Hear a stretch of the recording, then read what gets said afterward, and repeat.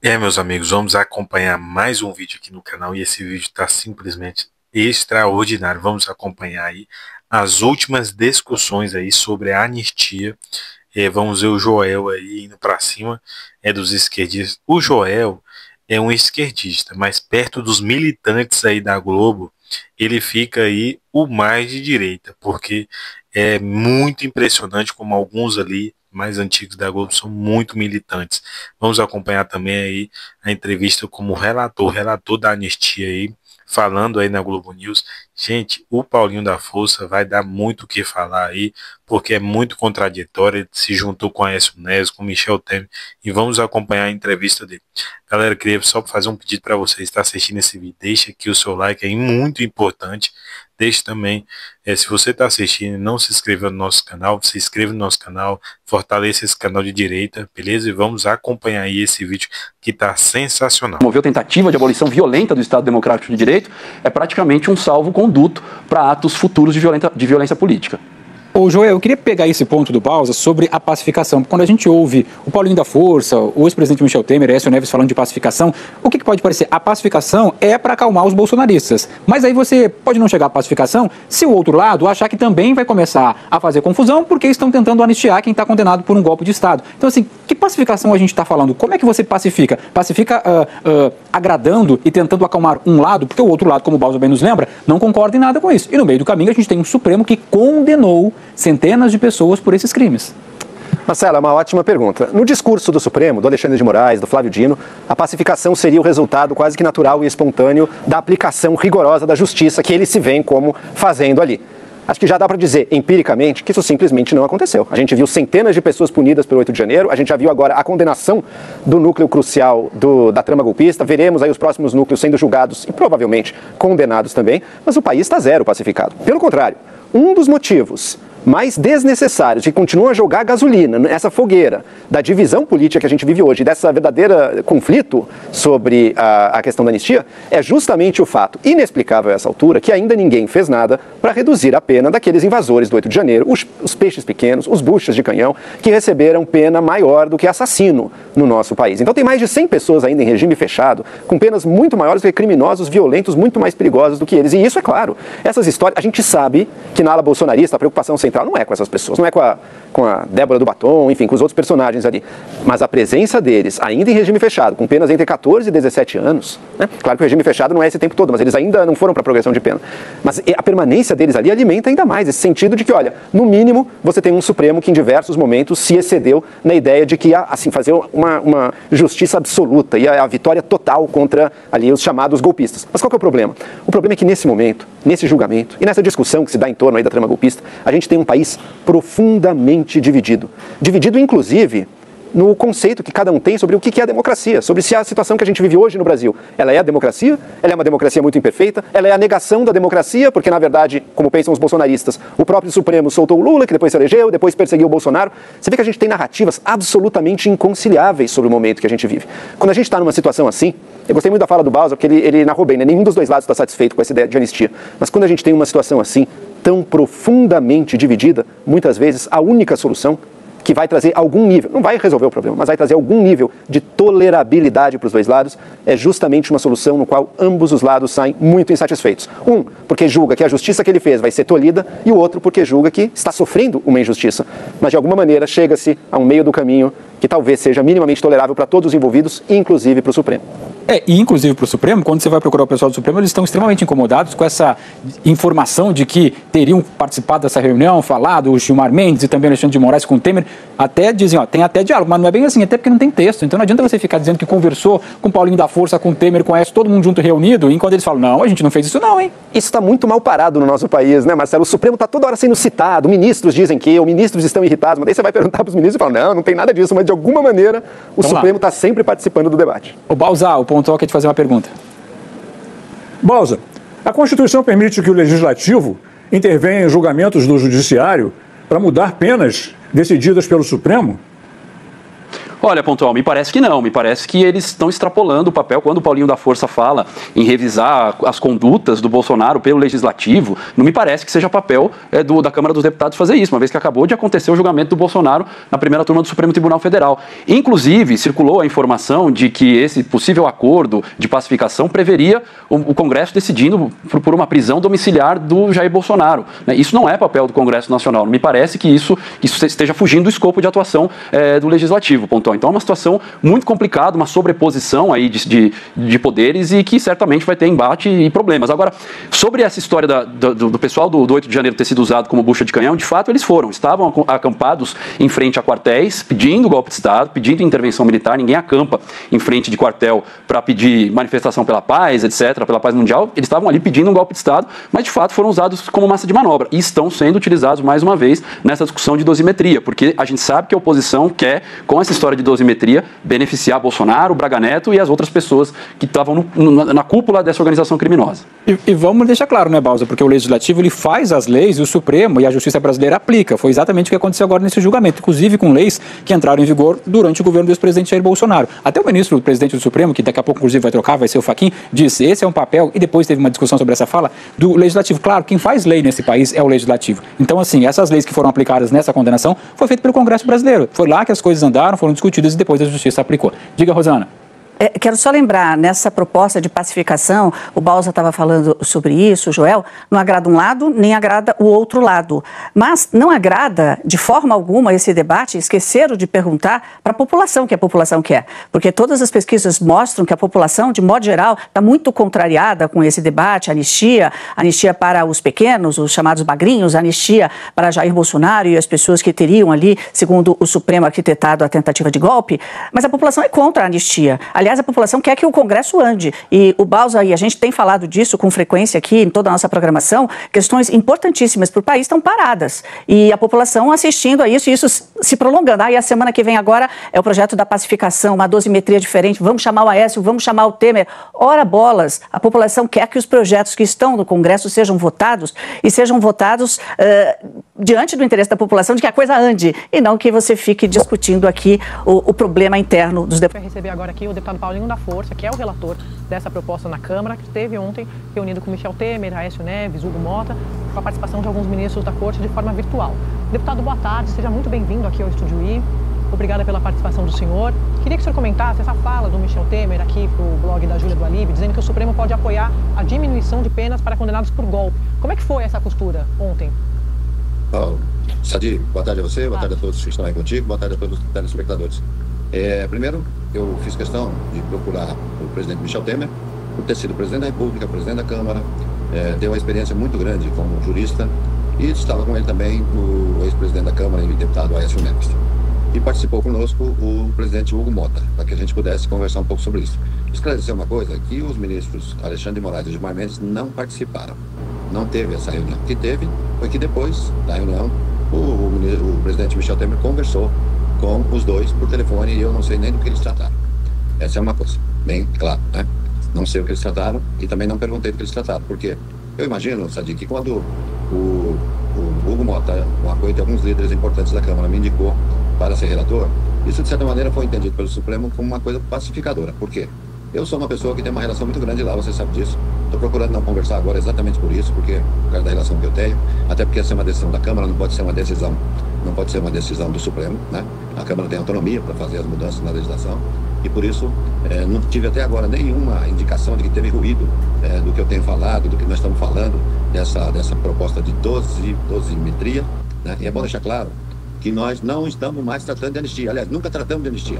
A anistia ficou claro que foi derrotada na medida que o Hugo Mota colocou um projeto para que a gente aprovasse a urgência e com uma clareza muito clara, muito definida, né, de que era um outro texto que ele queria vigorar. Esse texto se trata de redução de penas, né? Portanto, por isso que eu estou pedindo para que agora esse projeto possa se chamar dosimetria e não mais PEC de anistia. O senhor falou, e eu tenho esse conhecimento mesmo de apurações de muito tempo, que o senhor tem uma boa interlocução com o Supremo. Pelas informações que o senhor tem, o que o Supremo topa, então, só para a gente entender dentro da dosimetria? O senhor está dizendo que a anistia ampla, geral e restrita está enterrada, primeiro ponto, pelo que eu estou entendendo. É isso, né?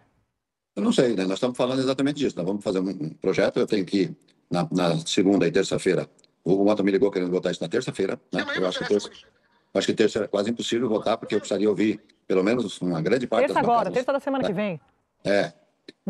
Eu não teria condição de mudar esse relatório até terça. Acho que quarta é possível a gente ouvir ali, a gente tem que ouvir um pouco, né, ver o que pensa, digamos assim, a média da Câmara. Né? Eu estou pedindo para que falei com o Lindbergh hoje de manhã, falei com o sócio, eu quero fazer a primeira reunião com o PL para que a gente possa conversar um pouco sobre essa questão. Eu sei que é onde mais talvez vai ter problemas, né?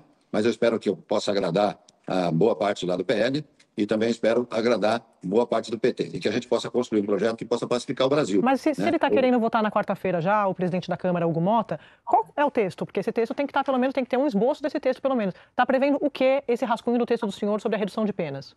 Agora não tem nem rascunho, nós estamos conversando ainda. Vou conversar e como não é uma coisa difícil, né? Eu imagino que vai ser um projeto com 10 páginas, ou igual o voto do Fux, não vai. Vai ser um negócio curto e grosso, né? Que vai reduzir tais penas e pronto. Né? Mas o que está em discussão? De quanto para quanto? De 6 Não, é isso que a gente tem que ouvir, né? Porque eu sei que, por exemplo, vai vir gente dizendo, olha, quem atentou contra o Estado Democrático de Direito tem que ser diminuído. Isso tem que ouvir se a maioria da Câmara concorda com isso. Enfim, então eu só vou incluir as coisas que tiver ali, pelo menos um pensamento médio da Câmara dos Deputados. E também, nós podemos imaginar que o Senado também tem que ser escutado para não chegar lá, esse projeto não andar. Agora, o senhor, voltando para o Supremo, o senhor tem essa informação de que redução de penas não tem oposição, certo? Como eles não me falaram nada, eu acho que está tranquilo. Se tivesse, eu já estava bravo, né? Eu já teria essa informação, é isso? Já teria, né? Até pela relação que eu tenho, que o Hugo Mota tem, o Hugo estaria me ligando, dizendo, Paulinho, para com essa porra que não vai dar certo. Desculpa o palavrão, mas né? É que a gente fala assim entre nós. Mas ele estaria dizendo, Paulinho, para com isso, que isso aí não vai funcionar. Como o Hugo tem falado com ele aqui de meia hora, 1 hora, e achando que está tudo caminhando muito bem, então acho que não tem nenhum ruído no Supremo sobre isso. Mas também acho que se tivesse, os ministros do Supremo estariam me ligando, mas também não me ligaram. Não, eu estou falando isso porque é importante explicar que, por exemplo, o Hugo Mota, pelo que o senhor está dizendo, não quer embate com o Supremo, certo? Não, nós não queremos, não vamos fazer nenhum projeto que vá de contra o Supremo, né? Até porque eu falei que a anistia não existe mais, porque a anistia já foi considerada inconstitucional pelo Supremo. Então qualquer projeto que fale de anistia não vai para lugar nenhum, né? Se a gente fizer, vai ser derrubado no Supremo Tribunal. Então, nós precisamos fazer, e é isso que as pessoas têm que entender, que nós estamos fazendo aqui, e vamos fazer até terça ou quarta-feira agora, conforme o presidente da Câmara, é a gente ter um texto que agrade a todos, ou a maioria, e especialmente o povo brasileiro, que o povo também não pode continuar nessa polêmica aí de esquerda e de direita. O Brasil precisa votar lá a PEC da segurança pública, precisa votar a questão do imposto de renda, ou seja, também o governo tem interesse de destravar a Câmara para que a gente possa votar esses projetos de interesse do governo. Agora, é importante dizer que a redução de penas inclui benefícios para o ex-presidente Bolsonaro, certo?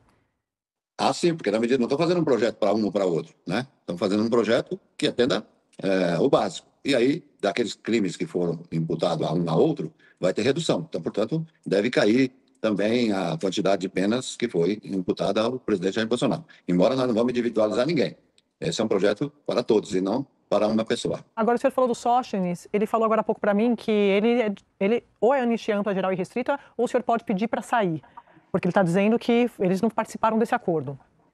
Não, esse acordo não existiu até agora. Nós vamos começar na semana que vem. O Sóstenes é meu amigo de muito tempo, tenho tratado com ele com todo carinho e respeito. E sei também que ele me trata muito isso. Eu vi uma nota dele pedindo para que ninguém ficasse me agredindo, isso é uma coisa boa. E acho que no final, quando a gente mostrar os caminhos, né, que os caminhos são poucos, eu acho que o caminho é único, não é nem poucos, o caminho é único. E esse caminho único, acho que o sócio vai estar de acordo e pelo menos a grande parte, eu acho, do PL vai acabar votando conosco. Valdo. Deputado Paulinho da Força, Valdo Cruz, bom ter conosco.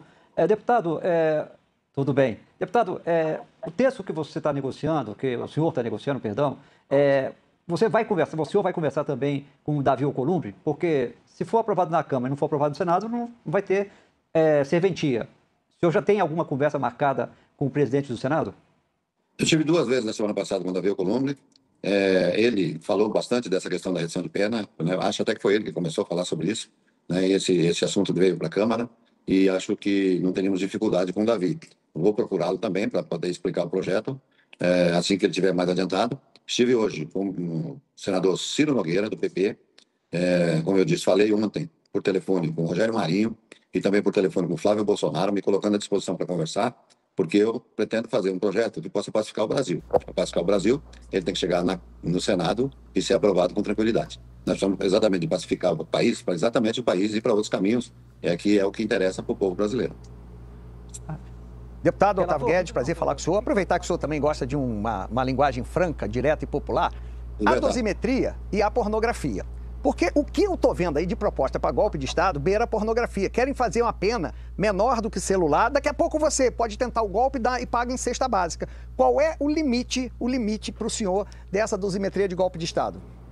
Bom, o limite meu vai ser o limite dessas conversas com as bancadas, né? Não é um limite do relator. O relator tem que pegar, digamos assim, a média da opinião da maioria da Câmara dos Deputados, né? E esse pessoal, eu vou ouvir a partir de segunda e terça-feira, é que vai nos dar esse limite, né?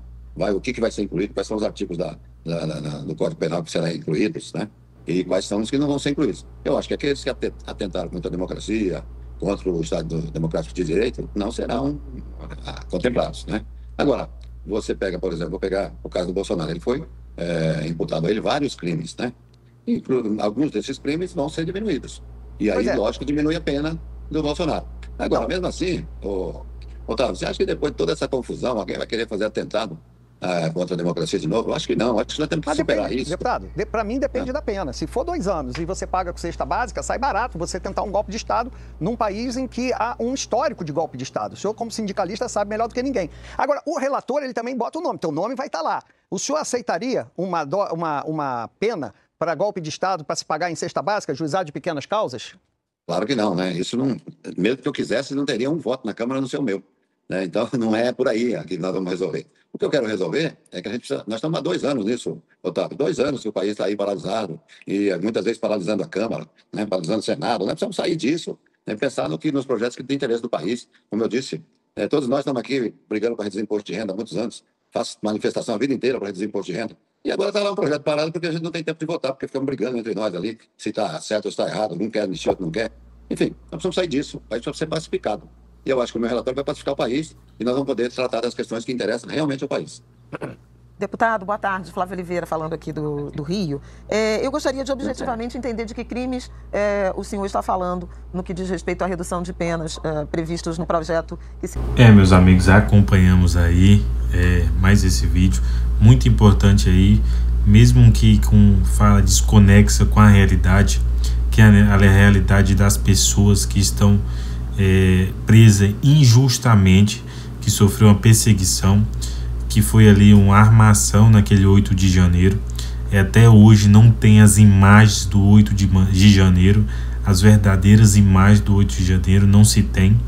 E aí a narrativa, vemos o próprio que era ministro da Justiça da época, o Flávio Dino, julgando essas pessoas, aquele que escondeu as imagens e hoje está julgando essas pessoas. É impressionante tudo que está ocorrendo no Brasil, e ainda o relator aí disturbiando as palavras sobre a anistia. Mas eu tenho certeza que a pressão da população, a pressão do Congresso Nacional, e vai precisar ser votado uma anistia ampla, essa anistia ampla, para tirar todas as pessoas que sofreram essa perseguição desde o início do mandato do descondenado Lula até agora. Galera, se você assistiu esse vídeo até agora, já deixa aqui o seu like, é importante. Se você está assistindo também, não for inscrito no canal, já se inscreva no canal para você acompanhar todos os vídeos, e até o próximo vídeo.